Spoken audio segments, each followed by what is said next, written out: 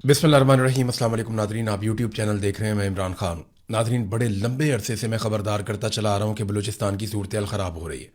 इसके ऊपर तवज्जो देने की ज़रूरत है, बलूचिस्तान को हुकूक देने की ज़रूरत है। लेकिन बंदूक और डंडे का खेल आज कहाँ पहुँच गया, मैं आपको बताता हूँ। सबसे पहले तो आप ये देखें कि खुद एतराफ़ किया DGISPR ने कि 4 दिनों में बलूचिस्तान में बहुत तबाही हुई है। बहुत सारे वाकयात जो रिपोर्ट नहीं हुए, लेकिन इसके बावजूद जितना रिपोर्ट किया गया उसके मुताबिक 42 सिक्योरिटी फोर्सेस के लोग शहीद हो गए, जिनमें पुलिस वालों की अक्सरियत है। और उसके बाद भी वाकयात लगातार होते चले जा रहे हैं। जो सिविलियंस शहीद हो रहे हैं या उनके ऊपर अटैक हो रहे हैं वो अलग है। क्रिकेटर्स के ऊपर अटैक किया गया, उन्हें शहीद किया गया। इसमें कुछ लोग जो हैं वो अकलियत से उनका ताल्लुक था। फिर बच्चे जो हैं वो धमाकों के अंदर शहीद हो गए। तो लगातार वाकयात बढ़ते चले जा रहे हैं, बलूचिस्तान हाथ से निकल रहा है। तो अब मट्टी डालने के लिए मामले के ऊपर, या मामले को दबाने के लिए, या पॉलिटिकल फेवर लेने के लिए वजीर आजम को पहुंचाया गया बलूचिस्तान में।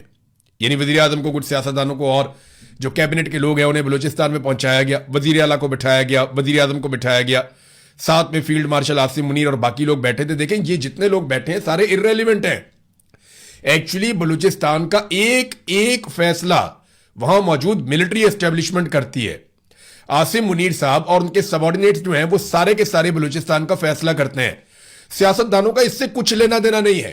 अगर सियासतदान बलूचिस्तान का फैसला करते तो आज बलूचिस्तान की यह हालत ना होती।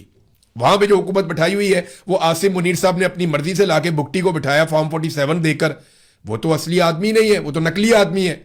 इसी तरह शहबाज शरीफ जो है वो 17 सीटों के साथ उसे वजीर आजम पाकिस्तान बना दिया गया। तो इन लोगों को इकट्ठा किया गया ताकि हम दुनिया को बताएं कि ये हमारा पॉलिटिकल डिसीजन है। नहीं, ऐसा नहीं है। ना ये कोई जमहूरी फैसला है, ना कोई पॉलिटिकल फैसला है। होना वही है जो मिलिट्री एस्टेब्लिशमेंट ने बलूचिस्तान में करना है, और वो पीछे हटने के लिए तैयार नहीं है। अब उन्होंने एक कवर लिया है सियासतदानों को वहां ले जाने के बाद, और जिस आदमी का काम था मोहसिन नकवी, एक ताल्लुकदारी ने पाकिस्तान को इतना नुकसान पहुंचाया, इतना नुकसान पहुंचाया कि आप सोच नहीं सकते। ताल्लुकदारी की बुनियाद के ऊपर यह शख्स पंजाब का वजीर आला बना। इसने पंजाब का बेड़ा गर्क कर दिया। पंजाब की जो रवायात है उनको पामाल करके रख दिया, सत्यानाश कर दिया। पूरी ब्यूरोक्रेसी का, पूरे सिस्टम का पूरा इलेक्शन चोरी कर दिया इसने। इसको ताल्लुकदारी की बुनियाद के ऊपर पाकिस्तान का सबसे मकबूल खेल है क्रिकेट, PCB का चेयरमैन बना दिया इसने। क्रिकेट भी तबाह बर्बाद कर दी, कुछ हमारे पल्ले नहीं छोड़ा।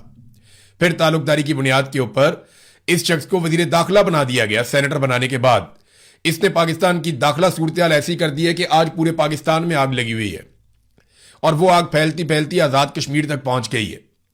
दहशतगर्दी रिकॉर्ड होती चली जा रही है, बढ़ती चली जा रही है, लगातार बढ़ती चली जा रही है, और उसका सद्देबाब करने के लिए कोई मौजूद नहीं है।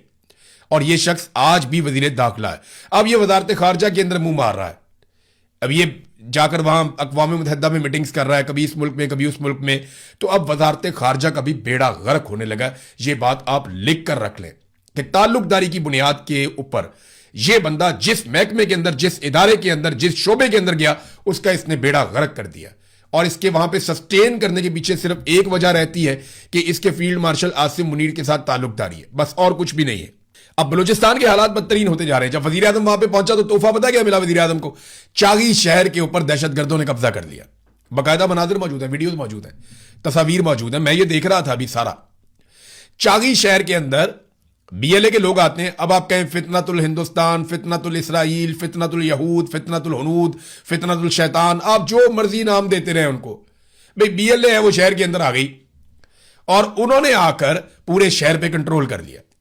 बैंक उनके कंट्रोल में चले गए, पुलिस उनके कंट्रोल में चली गई, सरकारी महकमे इदारे सारे उनके कंट्रोल में चले गए, और वो वहां पे दंदनाते रहे। थोड़ी देर के लिए नहीं, बहुत देर तक के लिए। और उन्होंने कंट्रोल कर लिया सारा का सारा चागी शहर। ये जरा देख लें आप, हुआ क्या। सैकड़ों की तादाद में मुसल्लह अफराद ने चागी शहर में दाखिल होकर पूरे शहर को अपने कंट्रोल में ले लिया। सरकारी दफातर, बैंक, पुलिस थानों पर मुसल्लह अफराद ने कंट्रोल कर दिया। तहसील चागी में मुसल्लह अफराद का पुलिस थाने पर हमला भी हुआ। मुसल्लह अफराद ने पुलिस थाने को नजर आतिश कर दिया और एम्बुलेंस अपने साथ लेकर चले गए। थाने में मौजूद रिकॉर्ड और सरकारी गाड़ियों को भी नजर आतिश कर दिया गया। मुसल्लह अफराद की जानिब से मुख्तलिफ मकामात पर नाकाबंदी भी की गई और आने जाने वालों को चेक भी करते रहे, स्नैप चेकिंग। यह है नादरीन चागी की सूरत हाल। वजीर आजम को ले जाके कोयटा के एक बंद कमरे में बिठा दिया कि जनाब जो हमने गंद मारा है ना उसके ऊपर जरा आप सियासी लेपापोती कर दें, उसके अलावा और कुछ नहीं है। चागी वो जगह है, हमें इसलिए याद है कि यहां पाकिस्तान ने एटमी धमाके करके चागी के पहाड़ों में पूरी दुनिया को पैगाम दिया था कि अब हम एक एटमी कुव्वत है, और उसी चागी पे आज दहशतगर्द कंट्रोल कर रहे हैं उनके कब्जे में। आप जो मर्जी करें, यहां लटक जाए, उल्टा लटक जाए, कुछ भी करें, वह उनके कंट्रोल में गया और वो अपनी मनमानी करने के बाद वहां से वापस गए और कोई उन्हें रोकने के काबिल नहीं था, किसी ने उनके सामने मुजामत नहीं की। यह है नाजरीन सूरत-ए-हाल। अब वो कहता था एक SHO की मार है, आसिम मुनीर साहब का जो ताल्लुकदार है मोहसिन नकवी, उनका अजीज है, वो कहता है जी एक SHO की मार है दहशतगर्द। वजीर आजम भी आपने वहां पहुंचा दिया, आर्मी चीफ भी आपने वहां पहुंचा दिया, और आज ही के दिन में चागी शहर के ऊपर दहशतगर्द दंदनाते फिर रहे थे, उनका वहां पे कंट्रोल था। कितनी अफसोसनाक सूरत हाल है। सरदार अख्तर मेंगल साहब ने कुछ इंकशाफात किए। एक तो सरदार अख्तर मेंगल ने इस्तीफा दे दिया कौमी असम्बली की सीट से, और ना सिर्फ इस्तीफा दिया बल्कि अपनी सारी मुराद और तनख्वाहें वापस की उन्होंने। ये कुछ 78,92,725 रुपए का चेक लिखकर उन्होंने हवाले किया वहां पे असेंबली में कि जनाब ये आप पैसा वापस ले लें, और मैं अब इस असेंबली का रुकन नहीं हूं। उन्होंने इनकार कर दिया। तो नाजरीन हालात यहां तक पहुंच गए हैं। पहले अख्तर मेंगल साहब की आप बात सुने। अख्तर मेंगल साहब ने 2 स्टेटमेंट दिए और दोनों स्टेटमेंट जो हैं वो बड़े खौफनाक हैं। एक तो उन्होंने इंकशाफ किया कि बलूचिस्तान के हर शहर में डेथ स्क्वाड बना दिए गए जिनको बाकायदा सरकारी असलहा और बगैर नंबर प्लेट के गाड़ियां फराम की जाती हैं। इन गाड़ियों पर डेथ स्क्वाड पाकिस्तान का झंडा लगाकर कार्रवाइयां करते हैं। क्या असेंबली में इस डेथ स्क्वाड के बारे में आज तक किसी ने बात की है? ये अख्तर मेंगल साहब ने ऑल पार्टीज कॉन्फ्रेंस के अंदर ये भी खिताब किया था, ये भी बात की थी। इन्होंने एक वाकया सुनाया, मैंने वो वाकया सुना, मेरा दिल हिल गया। मैं बहुत परेशान हो गया था कि इस किस्म का जुल्म हुआ है बलूचिस्तान में।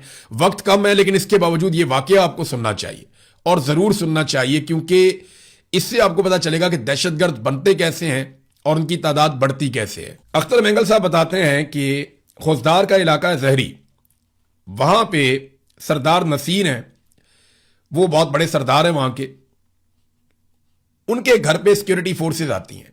आने की वजह यह है कि करीब ही उनके ऊपर एक अटैक होता है और वो वहां से चलते हुए सरदार साहब के घर तक आ जाते हैं। अब आगे की कहानी जरा आप उनके मुंह से सुने कि उनके साथ हुआ क्या। चहलकदमी करते हुए सरदार नसीर के घर के सामने आते हैं, आवाज देते हैं, उसको बाहर निकलता है। 70 प्लस उसकी एज है। Recently he is gone through a bypass, heart bypass जिसका हुआ है। एक पांव उसका फ्रैक्चर है। वो घर से अपने तीनों बेटों के साथ बाहर निकलता है तो मेजर साहब कहते हैं, गलीज अल्फाज में उसको बुरा भला कहते हैं और इशारा करते हैं कि यही दहशतगर्द है। और सिपाही जो कूद पड़ते हैं उस पर गले से पकड़ के उसको घसीटते हुए उस बुजुर्ग को उसके सर पे कुंदाख मारते हैं, बट मारते हैं। अरे कोई गैरतमंद बाप का गैरतमंद बेटा खामोश तो नहीं बैठा होगा वहां। कोई भी हो, मैं नहीं कहता कोई बलोच, चाहे वो सिंधी हो, चाहे पश्तून हो, चाहे पंजाबी हो, सराइकी हो, कश्मीरी हो, क्या आप में से कोई ये बर्दाश्त करेगा कि आपके वालिद बुजुर्ग आपके सामने उसको बेइज्जती की जाए, उसको तशद्दुद का निशाना बनाया जाए? वो बेटा जज्बाती होता है तो उस मेजर के गिरेबान में पकड़ता है, फायर करते हैं, बाप के सामने बेटे को शहीद करते हैं, उसकी लाश को घसीटते हुए गाड़ी में डालते हैं, उसके ज़ईफ वालिद को जो है गाड़ी में डालते हैं, उसके 2 दूसरे भाई वो और ले जाके स्कूल में इनको बंद करते हैं। गांव के लोगों को पता चलता है, वो इकट्ठे होते हैं कि जी ये क्या जाती कर रहे हैं आप। उन पे मोटर फेंक दिए जाते हैं जिसमें खवातीन जख्मी होती हैं। लाश भी ले जाते हैं, उस सरदार को भी ले जाते हैं। बहुत कोशिश के बाद रात को सरदार को छोड़ देते हैं और सुबह उसको इतला करते हैं कि आओ अपने बेटे की लाश ले जाओ। ये फलस्तीन में सुना होगा ना, कश्मीर में सुना होगा, लेकिन बलूचिस्तान में आप लोगों ने देखा भी नहीं होगा, सुना भी नहीं होगा। और दूसरे दिन जब लोग जाते हैं लाश वसूल करने से, उनसे अंडरटेकिंग लेते हैं रिटन कि आप लिख के दें कि ये दहशतगर्द था, इस कंडीशन में उसकी लाश दी जाए। अब उस गांव के लोग जो सरदार को अपना सरदार समझते हैं, वो कौन सा रास्ता इख्तियार करेंगे आने वाले दिनों में? ये मैंने एक आपको सरदार की बात बता। अब आप अंदाजा करें कि कैसा जुल्म है कि बाप को कहते हैं दहशतगर्द है और उसे फौजी मारते हैं, उसका जवान बेटा जाके गिरबान पकड़ता है, उसको गोली मार के कत्ल कर देते हैं और उसकी लाश उठा के ले जाते हैं, बाप को भी उठाकर ले जाते हैं। बाद में लाश इस शर्त के साथ वापस करते हैं कि तुम लोग लिख कर दो कि यह आदमी दहशतगर्द है जिसको हमने मारा। सरदार अख्तर जान मेंगल ने यह भी बताया कि लगभग 1 लाख नौजवान मुबैना तौर पे पहाड़ों पे चढ़ गए बलूचिस्तान में। इनके हाथों में कलम की बजाय हथियार आ गए। अब रियासत किस तरफ जाएगी? और यह रियासती फैसलों के नतीजे में हो रहा है, उनकी हरकतों के नतीजे में हो रहा है। हालात यहां तक पहुंच गए हैं कि जो पुलिस वाले शहीद हुए, 30 के करीब पुलिस वालों की लाशें आई हैं। और ये लाशें कैसी आई जरा ये भी आप देख लीजिए। और ये जो मैं आपको बता रहा हूं ना कि लाशें जिस तरीके से बरामद हुई, जो कुछ उनके साथ किया गया, यहां मेरे पास से एक ऐसी इंफॉर्मेशन आई कि मैं खुद हिल गया कि ये क्या हुआ। यानी इन लाशों को उठाने के लिए भी सिक्योरिटी फोर्सेस नहीं गई। लोग बताते रहे सिक्योरिटी फोर्सेस को कि जनाब वहां पे लाशें पड़ी हुई हैं, जाकर वहां से लाशें उठा लें, लेकिन लाशें उठाने के लिए जाने के लिए कोई तैयार नहीं था। तो फिर लवाहिकीन ने क्या किया, अपनी मदद आपके तहत किराए पे गाड़ियां हासिल की। उन गाड़ियों को लेकर लवाहिकीन गए लाशें उठाने के लिए और वहां से लाशें उठाकर लाके अस्पताल में रखी। अब अस्पताल के अंदर से लाशें लेने के लिए आ गए जनाब सिक्योरिटी फोर्सेस के लोग। यानी जहां पहाड़ों में लाशें पड़ी हुई थी, जो इतला आती है कि जनाब आपके जो पुलिस वाले अगवा कर लिए गए थे, जिन्हें मगवी बना लिया गया था, उनकी लाशें पहाड़ों में पड़ी हुई हैं, जाकर आप वो लाशें उठा लें। लेकिन लाशें उठाने के लिए कोई नहीं जा रहा था। अब 21 पुलिस एहलकारों की लाशें पहाड़ों से बरामद हुई। मजबूरी तौर पर कल से अब तक 30 पुलिस एहलकारों को जियारत में अगवा के बाद कत्ल कर दिया गया। उनकी लाशें पहाड़ों पे पड़ी हुई थी, यह बाकायदा इंफॉर्मेशन है। और सिक्योरिटी फोर्सेस जाके वो लाशें उठाने से कतरा रही थी। लोगों ने अपनी मदद आपके तहत गाड़ियां ली, मजदूर लिए और जाकर लाशें उठाकर लाए। अब जनाब वो कहते हैं जी लाशें आप हमारे हवाले कर दें ताकि हम वहां पे इज्तिमाई नमाज जनाजा करके एक बहुत बड़ा वो कर लें, अपनी हमारी कवरेज ववरेज हो जाए। यानी इनको लाशें भी चाहिए सियासत के लिए, इनको लाशें भी चाहिए अपने फायदे के लिए। लोग वो लाशें रख के सड़कों में बैठ गए एहतजाज करने के लिए। लोग अब बात मानते ही नहीं है। वो बड़ी मुश्किल से बेचारे लाशें उठाकर लाए। अब वो वहां पे एहतजाज कर रहे हैं। जो लवाहिकीन है उन्होंने भी धरना दे दिया है। जो पुलिस वालों के लवाहिकीन है, जो पुलिस वाले लड़ते हुए शहीद हुए, उनका मुतालबा सादा सा है। उन्होंने कहा यार हमारे साथ नहीं मिलकर लड़ना, ना मिलकर लड़ो, हमें हथियार तो दे दो, हमें वसाइल तो दे दो, हमें कम से कम इख्तियार तो दे दो कि हम खुद लड़ पाए। वो कह रहे हैं जी हमारे हथियार खत्म हो रहे हैं, हम शानदार मुकाबला कर रहे हैं, हम इनसे लड़ रहे हैं, 5 घंटे हो गए हैं और हथियार नहीं पहुंच रहे, उन तक ताजा कुमक नहीं पहुंच रही। चले फौज उनकी मदद के लिए नहीं आई, एफसी उनकी मदद के लिए अगर नहीं आई मौके पे, तो कम से कम उन्हें हथियार तो पहुंचाए जा सकते थे। लेकिन क्या करें, हथियार तो प्राइवेट मलेशियाज के पास है, हथियार तो उन जत्थों के पास है जिनके जरिए से स्मगलिंग की जाती है, उन जत्थों के पास है जिनके जरिए से बाकायदा मंशियात का कारोबार किया जाता है। बलूचिस्तान तो पैसा कमाने की मशीन है। अंधाधुंध बलूचिस्तान में पैसा बनाया जा रहा है, ऊपर से लेकर नीचे तक सब पैसा बना रहे हैं बलूचिस्तान में। DGISPR ने एक स्टेटमेंट दिया, उन्होंने कहा जी कि दुश्मन से बलूचिस्तान की तरक्की हजम नहीं हो रही। पहले तो DGISPR साहब बताएं कि बलूचिस्तान तरक्की कर कहां पे रहा है। पाकिस्तान का सबसे पसमानदा सूबा कौन सा है? बलूचिस्तान। पाकिस्तान में सबसे पसमानदा इलाके किस सूबे में? बलूचिस्तान में। जिन जगहों पे हमले हो रहे हैं वो इलाके तरक्की याफ्ता है या पसमानदा है? इंतहाई पसमानदा है। तो पसमानदा तरीन इलाकों में होने वाली कार्रवाइयों को DGISPR ये कैसे कह सकते हैं कि दुश्मन से पाकिस्तान की तरक्की हजम नहीं हो रही? भाई तरक्की तो आप सारी DHA में कर रहे हैं, तरक्की तो सारी हो रही है PIA की प्राइवेटाइजेशन में, तरक्की तो सारी हो रही है एयरपोर्टों की फरोख्त के अंदर, तरक्की तो सारी हो रही है उन जगहों पे जहां पे बड़े बड़े रकबे लिए हुए हैं बड़े बड़े ताकतवर लोगों ने, और वहां पे पानी की नहरें ले जाई जा रही हैं। सिंध का पानी जो है वो बेच दिया गया, रेगिस्तानों में पहुंचा दिया गया। और अब पीपल्स पार्टी कहती है जनाब कि हम मरसू सिंध ना देसूं, और उसके ऊपर कह रहे हैं जी हम सिंध के पानी के लिए तहरीक चलाने वाले हैं। आसिफ अली जरदारी ने 6 नहरों के मामले में सिंध का पानी बेच दिया था। सिंध का हारी जो है वो ये बात अच्छी तरह अपने पल्ले बांध ले कि जरदारी ने अपने बेटे के इक्तदार के लिए और अपनी सदारत के लिए सिंध का पानी बेच दिया था। अब आप उल्टे लटक जाएं, सीधे लटक जाएं, जो मर्जी आप करें, पानी तो सिंध का इन्होंने बेच दिया और वो अब रेगिस्तानों में ही जाएगा। नहरें मुकम्मल होंगी और रेगिस्तान सैराब होंगे, जबकि सिंध का हारी पानी के लिए तरसेगा और बाकी पानी आपका भारत रोक रहा है, और उससे पानी छुड़ाने का आपके पास अभी तक कोई फॉर्मूला नहीं है, ना कोई संजीदगी दिखाई देती है। तो नाज़रीन, पुलिस के लवाहिकीन यानी जो पुलिस वाले शहीद हुए उनकी लाशें सड़कों पर रख के बैठे हुए हैं। यह पहली दफा हो रहा है और यह इंफॉर्मेशन आ रही है कि पुलिस वाले ड्यूटी करने से इनकार कर रहे हैं कि यार हम बुज़दिल नहीं है, हमें ड्यूटी करनी है तो कम से कम हमें सहूलत तो दो ड्यूटी करने के लिए।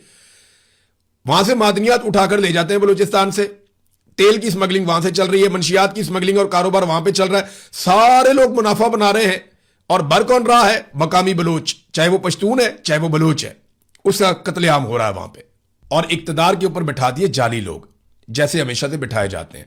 मौलाना इसहाक का मैं एक स्टेटमेंट बहुत वायरल हो गया आजकल, और मैं वो सुन रहा था, बहुत सारी जगहों पे लोग लिख रहे हैं मौलाना मोहम्मद इसहाक बहुत बड़े आलिम दीन, बहुत बड़े आलिम दीन। उन्होंने एक बात कही थी, उन्होंने कहा जी शिरक के बाद सबसे बड़ा जुर्म जबरदस्ती हुकूमत पर कब्जा करना है। ये इतना बड़ा जुर्म है जो पाकिस्तान में मिलिट्री एस्टेब्लिशमेंट ने मौजूदा हुक्मरानों के साथ मिलकर कर लिया। तो चले, इन्होंने ये जुर्म किया है ना, तो ये सजा भी भुगतेंगे, इस दुनिया में भी भुगतेंगे, और अल्लाह रब्बुल इज़्ज़त भी इनसे जवाब मांगेंगे। देखिए आज फातिमा जिन्ना का, हमारी मादरे मिलत हैं, कौम की माँ फातिमा जिन्ना, आज उनका यौम वफात है। किन हालात में वो दुनिया से गई। बहुत से लोग कहते हैं कि उन्हें कत्ल कर दिया गया, उन्हें टॉर्चर किया गया था। फातिमा जिन्ना को भी एक जर्नैल ने अपने जाती इक्तदार, मफाद और फायदे के लिए मुल्क का गद्दार करार दिया था। जनरल अयूब ने कहा था कि फातिमा जिन्ना पाकिस्तान की गद्दार है। ये मुस्लिम लीग नून वाले जो हैं, ये आजकल उनकी जमात के बड़े ठेकेदार बने हुए, ये लोग एक कुतिया के गले में लालटेन डाल के फिर आते थे और ये कहते थे कि जनाब ये जो है ना फातिमा जिन्ना है, क्योंकि लालटेन फातिमा जिन्ना का इंतखाबी निशान था। बाद में जब फातिमा जिन्ना इस दुनिया से चली गई तो बाद वाले जर्नैलों को अपने जाती मफाद के लिए याद आया कि ये तो मादरे मिल्लत थी, फिर उनका नाम मादरे मिल्लत रख दिया गया। यानी पहले उन्हें गद्दार करार दिया गया, उनकी जिंदगी में उन पर तशद्दुद किया गया, ज़हनी टॉर्चर किया गया, उन्हें गद्दार करार दिया गया, उनकी तौहीन की गई, और जब वो दुनिया से चली गई तो बाद में आने वाले जर्नैलों ने कहा ये मादरे मिल्लत है।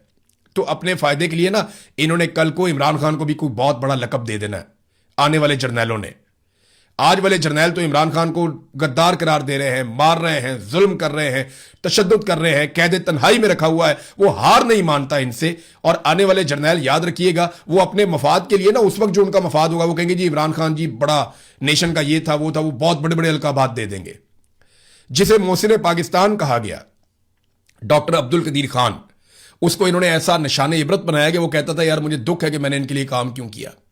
जर्नैलों ने ही किया उसके साथ भी, परवेज मुशर्रफ ने और उसके साथ जो दूसरे जर्नैल थे उन्होंने मिलकर ये घटिया खेल खेला था। तो घटिया खेल तो नाजरीन ये खेल रहे हैं और कई दहाइयों से खेल रहे हैं। कश्मीर की सूरत हाल देखें ना, वो कितनी खराब हो गई। वहां पे जो बंदा भी वोट मांगने जाता है, अवाम उसकी धुलाई कर देती है। ये एक नहीं कई वाकयात हो चुके हैं, कई जगह पे लोग जाते हैं, अभी बचत हो रही है, लेकिन जैसे जैसे इलेक्शन करीब आएगा आपको चीजें नजर आएंगी। वोट मांगने नून लीग वाले, पीपल्स पार्टी वाले जाते हैं, लोग उनके ऊपर अटैक करते हैं। पिछले दिनों अंडा मारा उन्होंने एक आदमी को, जो सबसे तगड़ा आदमी बना फिरता है वहां पे। लोग बहुत गुस्से में हैं, वो धुलाई कर रहे हैं, वो भगा देते हैं कि वोट मांगने आए हो बेशर्मो, हमारे नौजवानों का कत्लेआम किया जा रहा है, हमारे ऊपर जुल्म किया जा रहा है। और ये कश्मीरियों की तहरीक है। ये जो लोग कहते हैं ना चंद शर पसंद थोड़े से लोग, ऐसा कुछ नहीं है। ये कहानी कूनी आप किसी और को सुनाए जाके, हर कश्मीरी इसके साथ खड़ा है। उसकी सबसे बड़ी गवाही ये है कि यहां बरतानिया में इतना बड़ा मुजाहरा तारीख में कभी नहीं किया कश्मीरियों ने, भारत के खिलाफ नहीं किया जितना बड़ा मुजाहरा पाकिस्तान की मिलिट्री एस्टेब्लिशमेंट की घटिया पॉलिसियों के खिलाफ उन्होंने किया। तो इसका मतलब यह है कि सारे कश्मीरी तो उधर खड़े हैं, उनके साथ खड़े हैं। नाज़रीन कुछ और खबरें हैं, मैं आपको अपने अगले वीलॉग में वो खबरें दूंगा, क्योंकि इस वीलॉग में तो सारा बलूचिस्तान डिस्कस हो गया और कुछ कश्मीर की थोड़ी बहुत चीजें हमने डिस्कस की हैं। हाँ, एक चीज मैं आपको जाते जाते बताऊं कि अहमद फरहाद और रजी ताहिर, इन दोनों के लिए जरूर आवाज उठाएं। रजी ताहिर साहब को एक मरतबा फिर जमानत नहीं मिली, इनके साथ बहुत जुल्म किया जा रहा है। लगातार बार बार उनको जो है वो रिमांड पे कभी दे दिया जाता है, कभी जुडिशल कर दिया जाता है, और अब पीर वाले दिन दोबारा दिया गया कि मंडे को दोबारा अदालत लगेगी, मजीद दलाइल होंगे। भाई ऐसा क्या कर दिया उसने? कोई एटम बम का फार्मूला लेकर चोरी कर दिया उसने? एक जर्नलिस्ट है, वो एक खबर देता है, आपको खबर पसंद नहीं है तो भी इसमें उसका क्या कसूर है? अरशद शरीफ ने कहा था ना कि आपको आईना दिखाते हैं हम, अगर आपको आईने में अपनी शक्ल अच्छी नहीं लगती तो अपनी शक्ल ठीक करें। आप आईने को क्यों तोड़ते हैं? आप हमसे क्यों लड़ते हैं? इसी तरह अहमद फरहाद से पूरा जोर लगा रहा है निजाम, वहां पे बैठ गए, जनाब एक वीडियो बना दो, एक वीडियो बनाओ जिसमें आप ज्वाइंट अवामी एक्शन कमेटी को बुरा भला कहो और इन सारी चीजों को गलत करार दो तहरीक को। लेकिन अहमद फरहाद ऐसा नहीं कर रहा, उस पर बहुत दबाव है, बहुत दबाव है। आप सोच नहीं सकते ये किस तरह दबाव डालते हैं और कितना दबाव डालते हैं, आपकी फैमिलीज तक को वुल्नरेबल कर देते हैं। बहुत तकलीफ होती है उस वक्त, मैं इसको समझता हूं। तो अहमद फरहाद साहब के लिए और रजी ताहिर साहब के लिए आवाज उठाइए। मैंने फातिमा जिन्ना का जिक्र किया ना, तो जाते जाते मैं बताऊं, आज भी जर्नैल वही खेल खेल रहे हैं। आज भी यास्मीन राशिद जो एक माँ की तरह है, वो जेल में बंद है। आलिया हमजा, उन्होंने एक बड़ा शानदार जो है वो थप्पड़ भेजा है जेल से मरियम नवाज के गाल पे। वो मैं आपको अगले वीलॉग में बताऊंगा कि आलिया हमजा ने कैसा मुंह तोड़ जवाब दिया मरियम नवाज को। नेक्स्ट वीलॉग में आपको बताता हूं। अब तक के लिए इतनी, अपना ख्याल रखिएगा, अपने चैनल का भी। अल्लाह हाफिज।